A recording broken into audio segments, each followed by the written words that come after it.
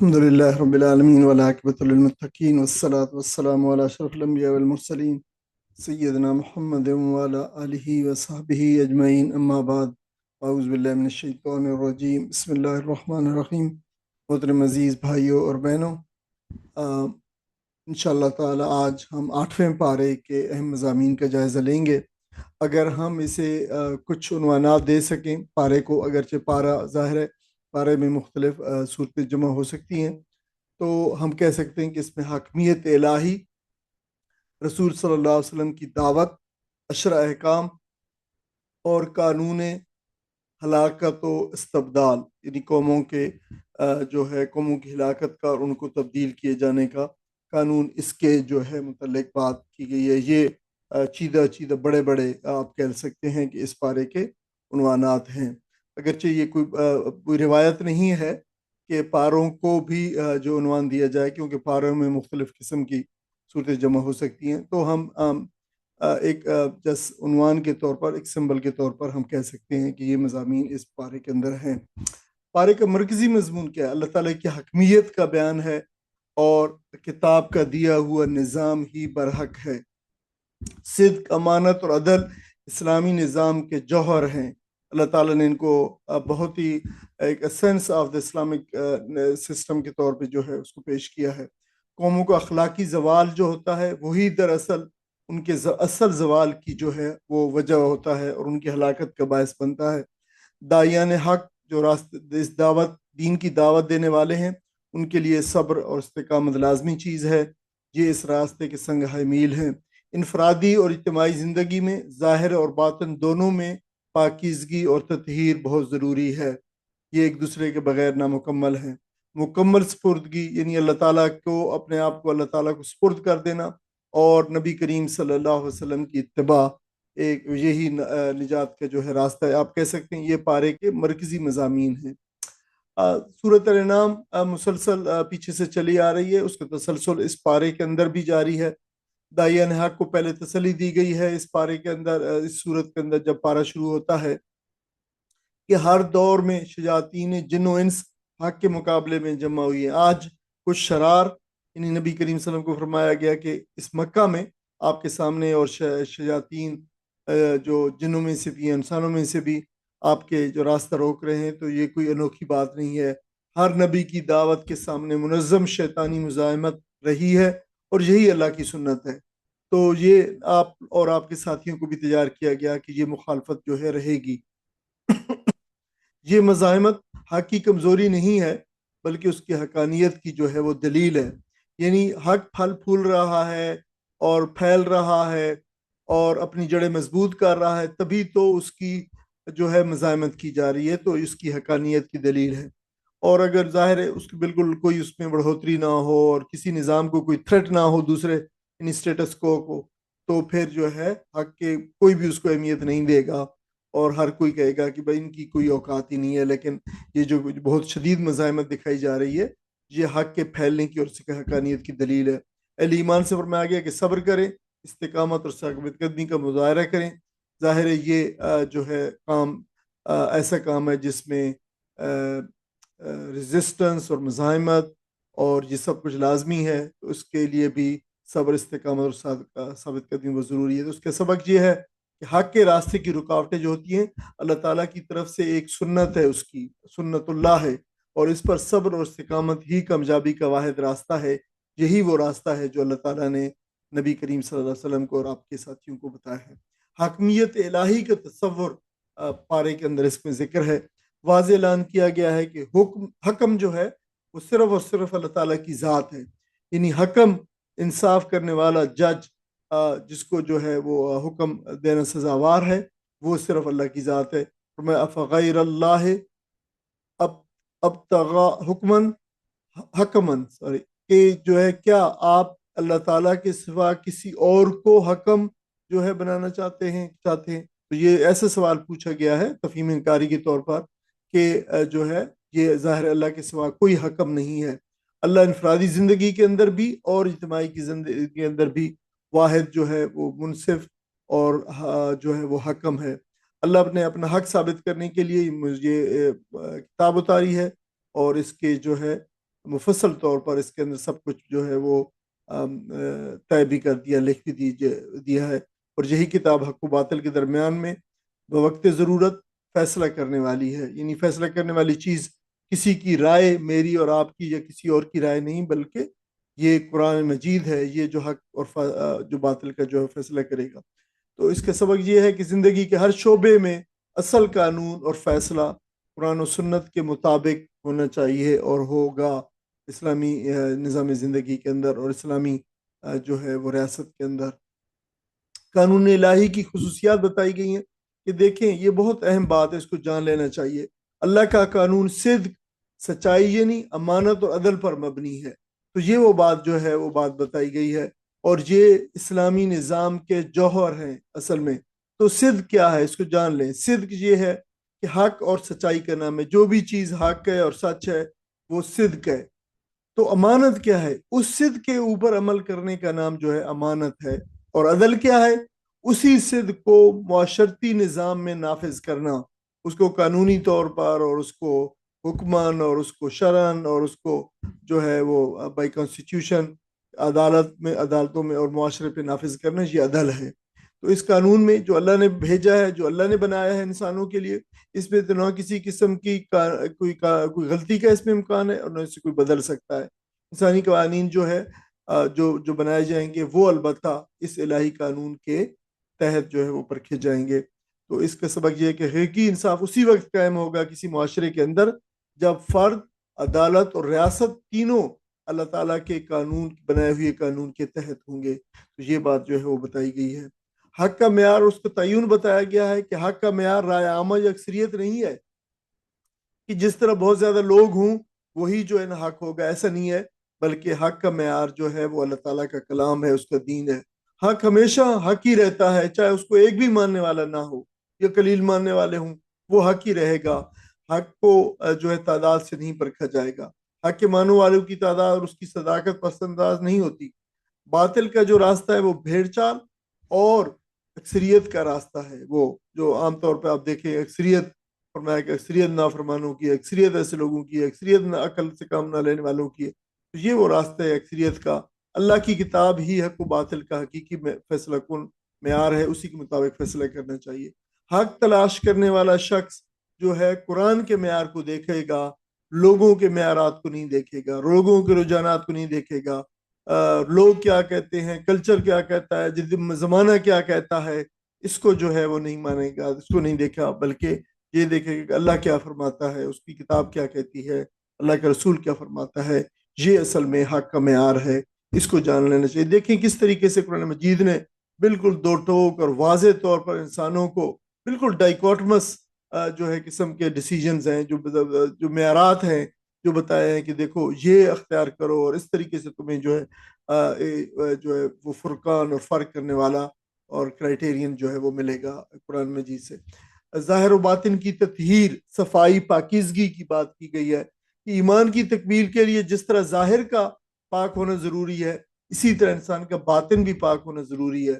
فرمایا وَذَرُوا ظَاهِرَ الْإِثْمِ وَبَاطِنَهُ، کا حکم دیا ہو کہ جو بھی ظاہر ہے وہ جو ہے وہ چھوڑ دو، جو گناہوں کے کام ہے، اور جو اس کا باطن ہے وہ بھی اسی طرح اس کو بھی، جو ظاہر کے جو گناہ ہیں اور باطن کے، ان کو چھوڑ دو۔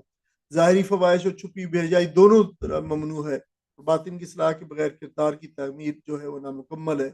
باطنی تطہیر کے بغیر ظاہری اعمال بھی ادھورے ہیں۔ تو دیکھیں یہ ایک دوسرے کو جو ہے وہ کمپلیمنٹ کرتے ہیں اور ایک دوسرے کے لیے جو ہے وہ لازمی ہے۔ نفاق، ریا اور دل کی جو گندگی ہے وہ ایمان کی روح کو کھا لیتی ہے، یہ سارے باطن کی چیزیں ہیں۔ تو اس سے ہمیں پتہ چلتا ہے کہ صرف ظاہری دینداری کافی نہیں ہے، دل کا تزکیہ اور باطنی اصلاح بھی لازم ہے۔ دونوں کا خیال رکھنا چاہیے انسان کے اپنے کردار کے لیے اور پاکیزگی کے لیے۔ پھر علم و شعور بمقابلہ جہالت کا جو ہے وہ کمپیریزن کیا گیا ہے۔ علم و شعور کی زندگی بمقابلہ جہالت و بے شعوری کی زندگی، قرآن مجید میں یہ جو ہے کمپیریزن کیا گیا ہے۔ دو طرح کی زندگیاں ہیں، شعور والی اور بے شعور والی جو ہے وہ زندگی ہے۔ جو اللہ کے مقرر کردہ فرائض سر انجام دے تو وہ واقعی وہ زندہ ہے، اور جو ہدایت کو رد کر دے وہ ظاہری حرکت کرنے کے باوجود انسانوں اور اور بایولوجیکل لائف گزارنے کے باوجود وہ ایک مردہ دل ہے۔ حیوانی سطح کی زندگی تو صرف یہی ہے کہ کھانا پینا، نسل بڑھانا، لیکن زندگی کا اصل مقصد کیا ہے؟ وہ یہ ہے کہ اللہ کے فرائض کو اور اس کے مقاصد کو جو ہے وہ پورے کرنا۔ یہ وہ بات ہے جو بتائی گئی ہے۔ یعنی اصل زندگی اللہ کی رہنمائی کو قبول کرنے اور اس پر عمل کرنے کا نام ہے۔ محض دنیاوی کاروبار زندگی، یہ بالکل اس سطح پہ زندگی گزارنا، یہ حیوان کی سطح پہ جو ہے وہ زندگی گزارنے کی جو ہے وہ برابر ہے۔ تو یہ بہت اہم بات بتائی گئی ہے کہ دیکھو تم علم و شعور والی زندگی گزار رہے ہو یا پھر بالکل بے شعوری کی زندگی اور جہالت کی زندگی گزار رہے ہو۔ تو یہ جو ہے وہ یہ بات اس پہ روشنی ڈالی گئی ہے۔ شرح صدر و ضیق صدر، ضیق صدر، شرح صدر، صدر سینے کا کھل جانا، اور ضیق صدر جو سینے کا بند ہو جانا۔ اسلام کا فہم اور شرح صدر انسان کی ہدایت کا مقدمہ ہے، یعنی جسے اللہ تعالیٰ یعنی کرائٹیریا بتایا اللہ تعالیٰ نے۔ دیکھیں وہ جیسے میں ابھی کہا ہے، میں نے قرآن مجید بہت انسان کو زبردست جو ہے دو ٹوک ہدایت کی کتاب ہے۔ تو ہدایت ایسے معنوں میں اس طرح بتاتا ہے کہ انسان کو کوئی امبیگوٹی نہ رہے، بالکل واضح بات بتائیے۔ جسے فرمایا جسے اللہ تعالیٰ ہدایت دیتا ہے اس کے لیے اسلام کو آسان اور محبوب بنا دیتا ہے۔ بہت آسان کرائٹیریا ہے۔ اللہ تعالیٰ نے مجھے ہدایت دی ہے، اور ہدایت کے میں کس درجے میں ہوں یہ طے کرے گا۔ یہ بات یہ اس طرح طے ہوگی کہ اسلام کو میں کتنا پسند کرتا ہوں، اور اسلام کو میں کتنا محبوب رکھتا ہوں، اور اسلام میرے لیے کتنا آسان ہے۔ تو یہ ہے۔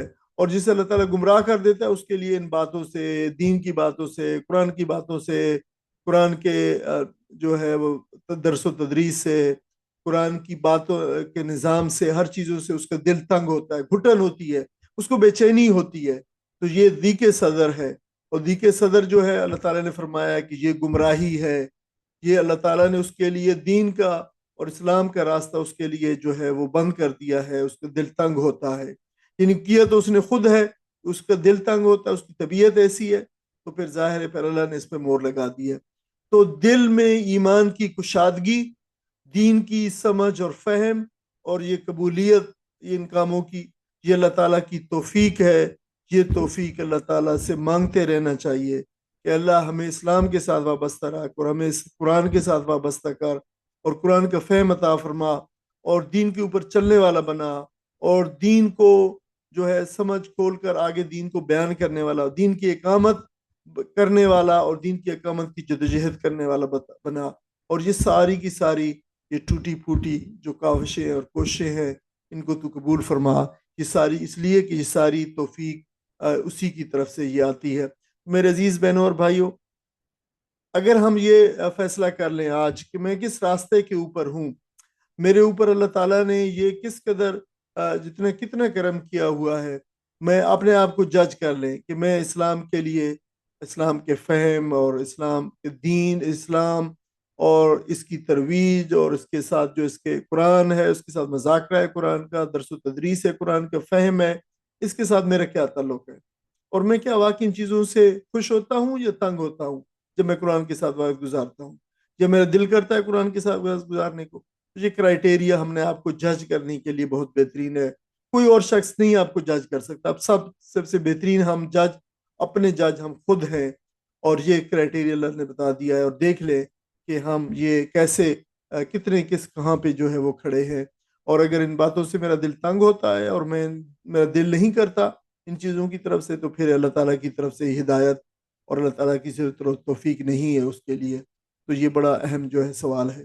سردار اور مترفین، ویلاف جو لوگ ہیں، یہ ایلیٹس جو ہوتے ہیں، یہ سب سے پہلے مخالف ہوتے ہیں دعوت دین کے۔ اولین حق کے مخالف جو قرآن مجید فرماتا ہے کہ یہ جو سردار ہیں، ملا، ایلیٹس اور مترفین جو ویل آف پیپل ہیں، بڑے غنی ہیں، تو یہ لوگ جو ہوتے ہیں یہ سب سے زیادہ حق کی مخالفت کرنے والے ہوتے ہیں۔ اہل اقتدار ہیں، اہل ثروت ہیں، حق کو قبول کرنے میں سب سے زیادہ رکاوٹ یہی بنتے ہیں۔ غریب لوگ جو ہے اور درمیانی جو ہے وہ معاشرتی سٹیٹس کے لوگ جو ہوتے ہیں، یہ اسلام کو قبول کرنے میں یا کوئی بھی جو ہے دین کو قبول کرنے میں یہ نسبتاً آگے ہوتے ہیں۔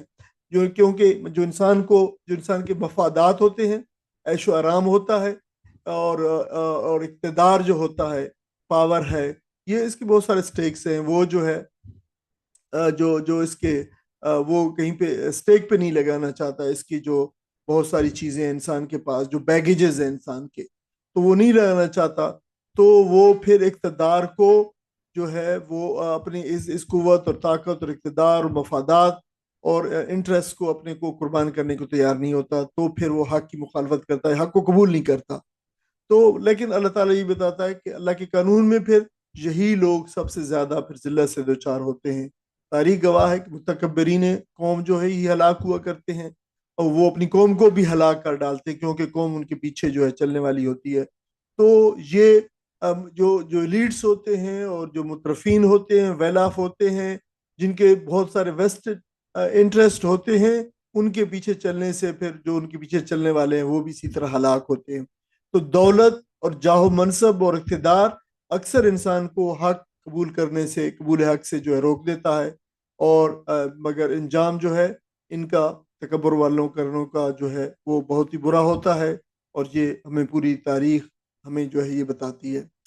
قانون ہلاکت اور قانون استبدال کا ذکر کیا گیا ہے. لا آف انہیلیشن اور law of replacement of nations. Law of inhalation of nations and law of replacement of nations. یعنی اللہ تعالیٰ کسی قوم کو ظلمن ہلاک نہیں کرتا لا علمی کے اندر کہ اچانک پکڑ کے اس کو ہلاک کر ڈالا، بلکہ اللہ تعالیٰ پہلے رسول بھیجتا ہے، ان پر حق واضح کرتا ہے، اور پھر قیامت کے دن جو ہے جنوں اور انسانوں سے پوچھے گا کہ تمہارے پاس میرے رسول آئے تھے، تو پھر وہ اور انہوں نے تمہیں آخرت کے بارے میں، آج کا جو دن ہے جواب دہی کا دن ہے، جو حساب کتاب کا دن ہے، اس کے بارے میں انہوں نے خبردار کیا تھا، تو پھر وہ اعتراف کریں گے ہاں ہمارے پاس آئے تھے، لیکن یہ دنیا کی زندگی نے ہمیں دھوکے میں ڈالا رکھا. دنیا میں بڑی ٹیمپٹیشنز تھیں، جو ہے عیش و آرام تھا، بڑی اچھی جاب تھی، گھر تھی، سہولت تھی، کار تھی، سب کچھ تھی. تو اس عیش و آرام سے باہر نکلنے میں جو ہے بس نہیں نکلے اور انہی میں جو ہے پڑے رہے. تو یہ جو ہے وہ جواب قرآن مجید فرماتا ہے کہ یہ جواب دیں گے.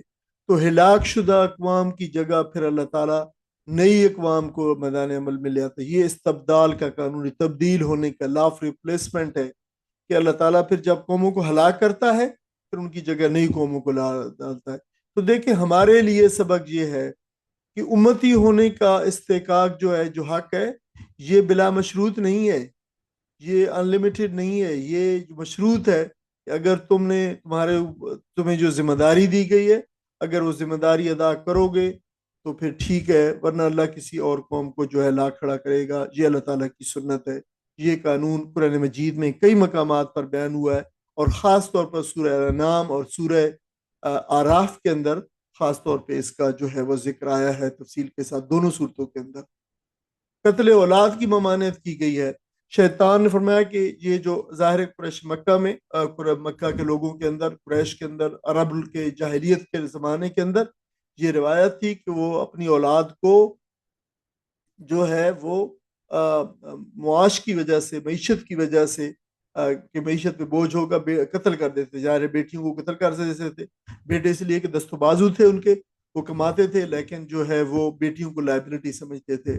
تو جو ہے فرمایا کہ شیطان نے اولاد کا قتل ان کے لیے خوبصورت بنا. یہ دیکھیں جواز، کہ کوئی جواز نہیں ہے انسان کے قتل کا وٹس ایور، اللہ یہ کہ جو ہے اس کو شرعن کسی قتل کے بدلے قتل کیا جائے، ادروائز کسی انسان کو قتل کرنے کا کوئی جواز نہیں ہے.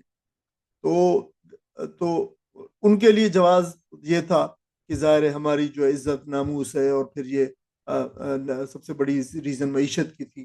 تو فقر کے ڈر سے، یعنی توہمات کی بنیاد پہ اولاد کا قتل جو ہے حرام ہے، اللہ تعالیٰ نے ٹھہرایا ہے. یہ توحید اور انسانی حقوق دونوں کی خلاف ایک جرم ہے. جاہلیت کی یہ برائی شیطان پر راستے کے چلنے کے جو ہے وہ علامت ہے، اس لیے کہ یہ شیطان نے ان کو سجھایا ہے یہ راستہ. تو یہ شیطان کا راستہ ہے، جاہلیت کا راستہ ہے. اسلام نے اس راستے کو روک دیا ہے، اور اسلام نے بیٹی کی حیثیت سے بھی، اور ماں کی حیثیت سے بھی، اور بہن کی حیثیت سے بھی ایک عظیم مقام دیا ہے.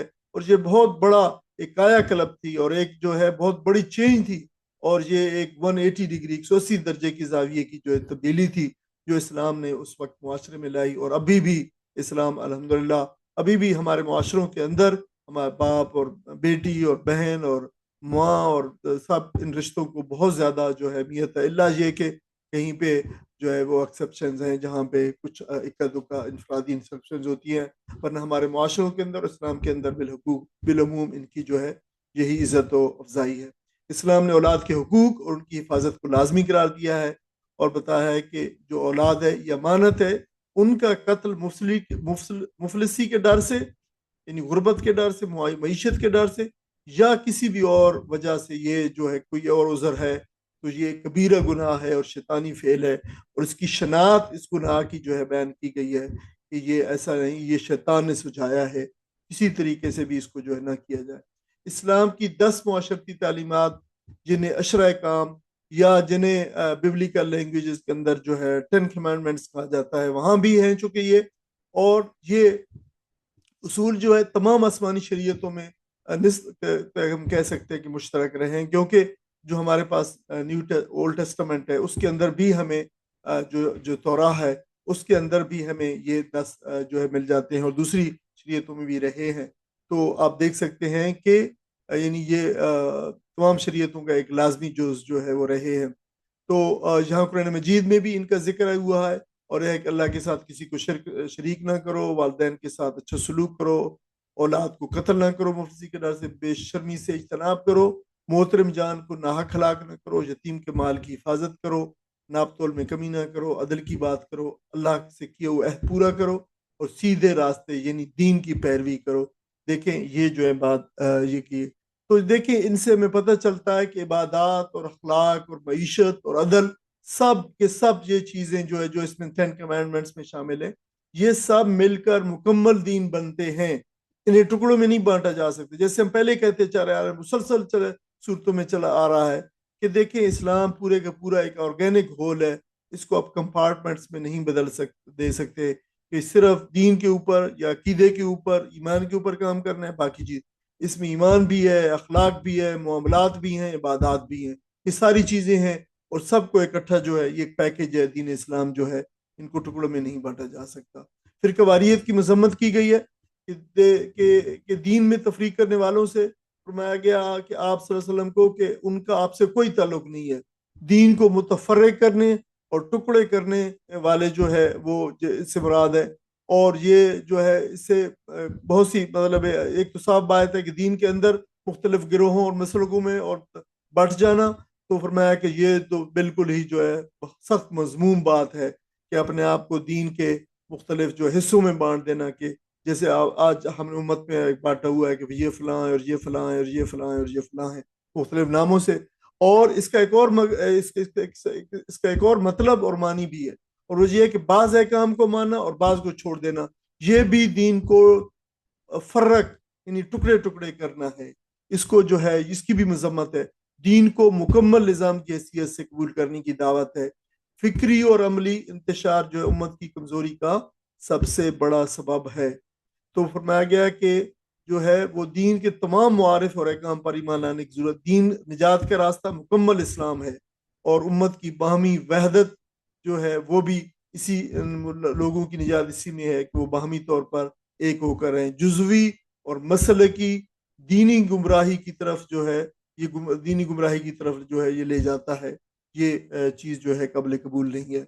इंसान का खलीफा होना और फिर मुकम्मल सुपुर्दगी की बात की गई है। इंसान को ज़मीन पर अल्लाह ताला ने खलीफा बनाया है, और लोगों के दरमियान में जो फ़र्क रखे हैं मरातब के और वसाइल का फ़र्क है, किसी को ज़्यादा दिया किसी को कम, तो ये अल्लाह ताला ने इम्तिहान के लिए रखा है। किसी का अला मनसब अल्लाह ताला के यहाँ फजीलत की जो है ज़मानत नहीं है, बल्कि बल्कि अल्लाह ताला ने इसको जो है वो बतौर इम्तिहान रखा है। कमज़ोर और ताकतवर, अमीर और गरीब, सब एक ही रब के बंदे हैं। और फिर ये भी फरमाया है कि मुकम्मल सपुर्दगी का जो है वो जो इस्लाम की असर रूह है उसका तकाजा किया गया है। कुल इन सलाती व नुस्की व महयाय व माती लिल्लाहि रब्बिल आलमीन, ये बात बताई गई। ये इब्राहिम अलैहिस्सलाम का ऐलान है, ये आपका डिक्लेरेशन है जो आपके तवज्जुह से पूरी उम्मत को पहुंचा है। उम्मत के हर फर्द की ज़िंदगी भी ऐसी होनी चाहिए जिसका एक एक लम्हा जो है नमाज और कुर्बानी की तस्वीर हो। उसकी तमाम जो है जो कोशिश काविश तगो ताज जो है उसकी तमाम सरगर्मियाँ جو ہے صرف اور صرف اللہ تعالیٰ کے لیے ہوں، اس کی پوری زندگی میں کہیں دو عملی نہ ہو، ہماری زندگی میں صرف اللہ کی حکمیت ہو اور پوری زندگی اس کی کبریائی کا اعلان ہو، اس کے لیے قربانی دیتے ہوئے گزرے زندگی، اور ہر حال میں اور غیر مشروط طور پر اللہ تعالیٰ کی غلامی کا قلادہ جو ہے اپنے گلے میں ہمیشہ ڈالے رکھیں۔ یہ ہے ایک مسلمان کی زندگی اس طرح ہونی چاہیے، یعنی مسلمانوں کی زندگی کا ہر لمحہ اللہ کے لیے ہو، اس کی ہر سرگرمی اور نماز قربانی جیسی ہو، اس کی تصویر ہو، اور اس کی زندگی پر اللہ کی جو حکمیت ہو۔ سورت اعراف آگے شروع ہوتی ہے جو مکی صورت ہے، اور یہ بھی 11 سے 13 نبی کے درمیان میں نازل ہوئی ہے۔ اس کا مرکزی مضمون بھی وہی ہے، دعوت، رسالت، انذار، مگر اس میں تنبیہ کا رنگ بہت گہرا اور غالب ہے۔ قانون ہلاکت و استبدال کو تاریخی مثالوں سے بتایا گیا، جوڑا گیا۔